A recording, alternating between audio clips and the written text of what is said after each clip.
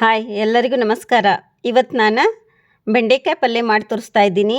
ಇದೊಂಥರ ಡಿಫ್ರೆಂಟ್ ಆಗಿದೆ. ಬೆಂಡೆಕಾಯಿ ಪಲ್ಯದಲ್ಲಿ ವೆರೈಟಿ ಪಲ್ಯಗಳನ್ನ ಮಾಡ್ಕೋಬೋದು. ಈ ಥರ ಬೆಂಡೆಕಾಯಿ ಪಲ್ಯನ ಒಂದು ಸಲ ಮಾಡಿ ನೋಡಿ. ನಾನೀಗ ಅರ್ಧ kg ಬೆಂಡೆಕಾಯಿನ ತೊಗೊಂಡಿದ್ದೀನಿ.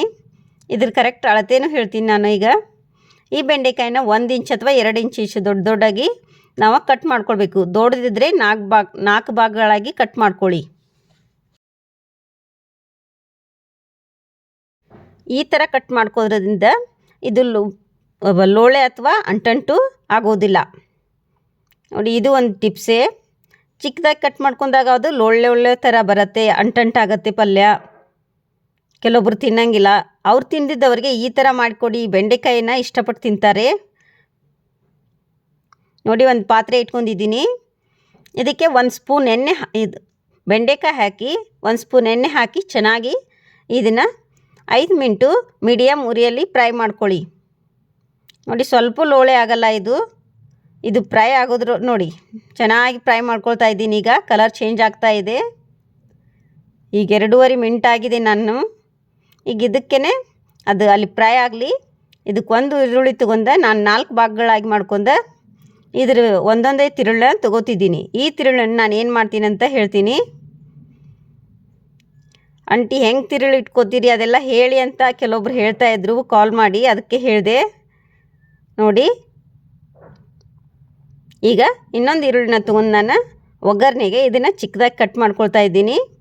ಮತ್ತು ಒಂದು 3 ಮೆಣಸಿನ್ಕಾಯಿನ ಇದನ್ನು ಲಾಸ್ಟಲ್ಲಿ ಹಾಕಲಿಕ್ಕೆ ನಾನು ಕಟ್ ಮಾಡ್ಕೊಳ್ತಾ ಇದ್ದೀನಿ ನೋಡಿ. ಈಗ ಬೆಂಡೆಕಾಯಿ ತೋರಿಸ್ತೀನಿ ನಾನು ನೋಡಿ. ಚೆನ್ನಾಗಿ ಹುರಿದಿದೆ. ಇದು ಸ್ವಲ್ಪ ಲೋಳೆ ಆಗಿಲ್ಲ, ಪಾತ್ರೆನೂ ಏನೂ ತಳಗಟ್ಟಿಲ್ಲ ನೋಡಿ. ಇದಕ್ಕೊಂದು ಮಸಾಲೆ ಮಾಡ್ಕೊಳ್ಳೋಣ. ಸ್ವಲ್ಪ ಕೊತ್ತಂಬರಿ, ಬೆಳ್ಳುಳ್ಳಿ, ಒಂದು ಅರ್ಧ ಇಂಚು ಶುಂಠಿ, 2 ಟೊಮೆಟೊ ಮತ್ತು ಒಂದು ಅರ್ಧ ಚಮಚ ಜೀರಿಗೆ ಹಾಕಿ ಇದನ್ನು ಮಿಕ್ಸಿ ಮಾಡ್ಕೊಂಬರ್ತೀನಿ ನೋಡಿ. ಈ ಥರ ಮಿಕ್ಸಿ ಮಾಡ್ಕೊಂಬರ್ಬೇಕು. ಈಗ ಅದೇ ಪಾತ್ರೆಗೆ ನಾವು 1-2 ಸ್ಪೂನ್ ಎಣ್ಣೆ ಹಾಕ್ಕೊಂಡು,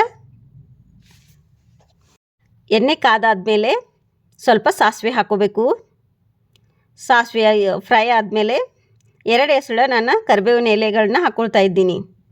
ಹಾಕಿ ಇದ್ರ ಮೇಲೆ ಈರುಳ್ಳಿ ಹಾಕಿ. ಕರಿಬೇವು ಎಲೆ ಸಿಡಿಯೋದಿಲ್ಲ ಆವಾಗ. ಇಲ್ದಿದ್ರೆ ಕರಿಬೇವಿನ ಎಲೆಯಲ್ಲಿರುವ ನೀರಿನ ಅಂಶ ನಮ್ಮ ಮುಖಕ್ಕೂ ಸಿಡಿಯುತ್ತೆ. ಈಗ ನಾನು ಆವಾಗಲೇ ಇದನ್ನು ಮಿಕ್ಸಿಂಗ್ ಮಾಡಿದಂಥ ಮಸಾಲೆನ ಹಾಕ್ಕೊಳ್ತಾ ಇದ್ದೀನಿ ನೋಡಿ. ಈ ಥರ ಮಿಕ್ಸಿಗೆ ಹಾಕ್ಕೊಂಡು ಬಂದಿದ್ದ ಮಸಾಲೆನ ನಾನು ಇದನ್ನು ಮಿಕ್ಸ್ ಮಾಡ್ಕೊಳ್ತಾ ಇದ್ದೀನಿ. 1 ಮಿನಿಟು ಫ್ರೈ ಮಾಡ್ಕೊಳ್ಬೇಕು. ಈ ಟೊಮೆಟೊ ಮತ್ತು ಜೀರಿಗೆ, ಬೆಳ್ಳುಳ್ಳಿ, ಹಸಿ ಶುಂಠಿ ನೋಡಿ ಈಗ ಚೆನ್ನಾಗಿ ಫ್ರೈ ಆಗಿದೆ. ಅದಕ್ಕೇ ನಾವು ಬೆಂಡೆಕಾಯಿನ ಹಾಕ್ಕೋತಾ ಇದ್ದೀನಿ. ಬೆಂಡೆಕಾಯಿ ಹಾಕ್ಕೊಂಡು ಇದನ್ನು ಫ್ರೈ ಮಾಡ್ಕೋಬೇಕು ನೋಡಿ. ಚೆನ್ನಾಗಿ ಮಿಕ್ಸ್ ಮಾಡ್ಕೊಳ್ಳಿ. ಇದನ್ನೆಲ್ಲ ಮಿಕ್ಸ್ ಮಾಡ್ಕೊಂಡು ಫ್ರೈ ಆದಮೇಲೆ ಇದಕ್ಕೇ ಅರ್ಧ ಚಮಚ ಅರಿಶಿನ ಪುಡಿ, ನಿಮಗೆ ಎಷ್ಟು ರುಚಿಗೆ ಬೇಕೋ ಅಷ್ಟು ಖಾರ ಪುಡಿ ಹಾಕ್ಕೊಳ್ಳಿ. ನಾನು ಚಿಕ್ಕ ಚಮಚಲ್ಲ 2 ಚಮಚ ಖಾರ ಪುಡಿ ಹಾಕ್ಕೊಂಡಿದ್ದೀನಿ. ಒಂದು ಅರ್ಧ ಚಮಚ ಮಸಾಲ ಪೌಡರು. ನಿಮ್ಗೆ ಯಾವ್ದು ಇಷ್ಟ ಆಗುತ್ತೆ. ಸಾಂಬಾರು ಮಸಾಲ ಹಾಕ್ಕೊಳ್ಳಿ, ಗರಂ ಮಸಾಲ ಹಾಕ್ಕೊಳ್ಳಿ. ನಾನು ಸಾಂಬಾರು ಮಸಾಲ ಹಾಕ್ಕೊಂಡು ಮಾಡ್ಕೋತಾ ಇದ್ದೀನಿ. ಮತ್ತು ರುಚಿಗೆ ತಕ್ಕಷ್ಟು ಉಪ್ಪು ಹಾಕಿ ಇದನ್ನು ಚೆನ್ನಾಗಿ ಮಿಕ್ಸ್ ಮಾಡಬೇಕು. 1 ಮಿನಿಟು ಇದನ್ನು ಹಾಕಿ ಚೆನ್ನಾಗಿ ಮಿಕ್ಸ್ ಮಾಡ್ಕೊಂಡು ಫ್ರೈ ಮಾಡ್ಕೊಳ್ಬೇಕು ನೋಡಿ. ಈಗ ಇದಕ್ಕೇ ನಾನು ಅರ್ಧ ಕಪ್ ಮೊಸರು ಹಾಕ್ಕೊಂಡಿದ್ದೀನಿ. ಅರ್ಧ kg ಬೆಂಡೆಕಾಯಿಗೆ ನಾನು ಅರ್ಧ ಕಪ್ ಮೊಸರು ಹಾಕ್ಕೊಂಡು ಚೆನ್ನಾಗಿ ಮಿಕ್ಸ್ ಮಾಡ್ಕೊತಿದ್ದೀನಿ. ಇದನ್ನು ಮೀಡಿಯಮ್ ಉರಿಯಲ್ಲಿಟ್ಟು 2 ಮಿನಿಟು ಕುದಿಸ್ಕೋಬೇಕು ನೋಡಿ. ಈ ಥರ ಕುದಿಯತ್ತೆ. ಈ ಥರ ಮಿಕ್ಸ್ ಆಗತ್ತೆ ನೋಡಿ ಇದು. ಈಗ ಇದಕ್ಕೇ ನಾವು ಸ್ವಲ್ಪ ನೀರು ಆ್ಯಡ್ ಮಾಡ್ಕೊಂಡು ಇನ್ನೊಂದು 2 ಮಿನಿಟ್ ಕುದಿಲಿಕ್ಕೆ ಇಡೋಣ. ಇದು ಕುದಿದ್ರೊಳಗೆ ನಾನು ಆವಾಗಲೇ ಕಟ್ ಮಾಡಿದಂಥ ಈರುಳ್ಳಿನ 1 ಚಮಚ ಪಾತ್ರೆಗೆ ಎಣ್ಣೆ ಹಾಕಿ ಈ ಈರುಳ್ಳಿ ಮತ್ತು ಮೆಣಸಿನ್ಕಾಯಿನ 1 ನಿಮಿಷ ಫ್ರೈ ಮಾಡ್ಕೊಳ್ಳಿ. ಈ ಥರ ಮಾಡೋದ್ರಿಂದ ರುಚಿ ಹೆಚ್ಚಾಗತ್ತೆ ಇದು ಬೆಂಡೆಕಾಯಿ ಪಲ್ಯದ್ದು.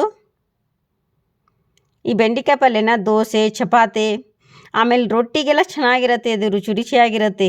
ಸೈಡ್ ಡಿಶ್ ಆಗೂ ತಿನ್ಬೋದು ನೀವು ನೋಡಿ. ಗ್ಯಾಸ್ ಆಫ್ ಮಾಡ್ಕೊಳ್ತೀನಿ. ಈಗ ಇದು ಕುದ್ದಿದೆ, ಚೆನ್ನಾಗಿ ಕುದ್ದಿದೆ. ಈಗ ಇದಕ್ಕೇ ನಾನು ಮೇಲ್ಗಡೆ ಇದನ್ನು ಹಾಕಿ ಮಿಕ್ಸ್ ಮಾಡ್ಕೊಳ್ತೀನಿ. ಈಗ ಇದಕ್ಕೇ ಸ್ವಲ್ಪ ಕೊತ್ತಂಬರಿ ಹಾಕೋತಾ ಇದ್ದೀನಿ ನೋಡಿ. ಹಾಕಿ ಚೆನ್ನಾಗಿ ಮಿಕ್ಸ್ ಮಾಡಬೇಕು ಇದನ್ನು. 1 ಮಿನಿಟ್ ಮಿಕ್ಸ್ ಮಾಡಿ. ಈಗ ರುಚಿ ರುಚಿಯಾದ ಬೆಂಡೆಕಾಯಿ ಪಲ್ಯ ರೆಡಿ ಆಗುತ್ತೆ. ರೊಟ್ಟಿ, ಚಪಾತಿ, ದೋಸೆಗೆ ಅಥವಾ ಅನ್ನಕ್ಕೆ ಎಲ್ಲಕ್ಕೂ ಚೆನ್ನಾಗಿರುತ್ತೆ. ಮಾಡಿ ನೋಡಿ, ಹೆಂಗೆ ಬಂದಿದೆ ಅಂತ ಕಮೆಂಟ್ ಮುಖಾಂತರ ತಿಳಿಸಿ. Thank you.